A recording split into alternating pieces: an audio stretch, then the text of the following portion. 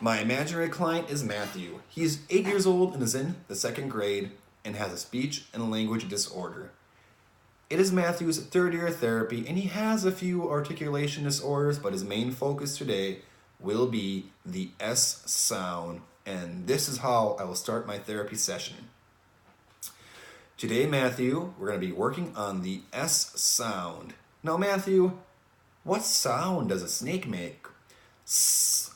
Now, Matthew, before we get started with today, please keep in mind the proper steps to make the S sound.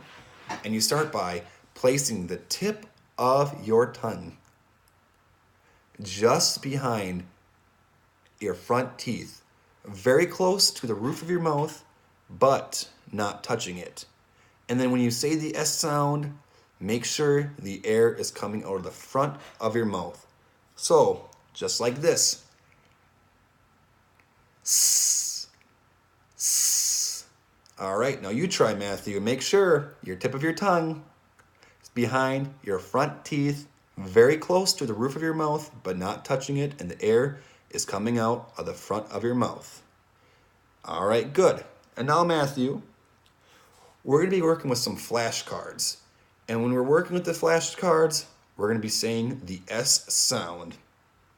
Then, I will furthermore help Matthew elicit the sound by doing auditory bombardment with flashcards and saying S words to Matthew and have him, repeat it back to me. I can also transition into auditory discrimination with flashcards, and I can help him understand between the correct sound production versus me kind of mimicking Matthew, the sound he's making. And I can also use a mirror if Matthew's okay with it, so Matthew can visually see the correct production. And I can always play a game that involves the S sound with Matthew too, while I make sure to keep modeling the production of the S sound. And anyways, let's say Matthew slips up while we're playing a game or working on something. This is how I would stop him. I would say, Matthew, I'm hearing a lot of good S sounds, and I can tell you're working very hard, and I know you're doing an awesome job. But remember that you must place the tip of your tongue just behind your front teeth, very close to the roof of your mouth, but not touching it, and the air is supposed to come out.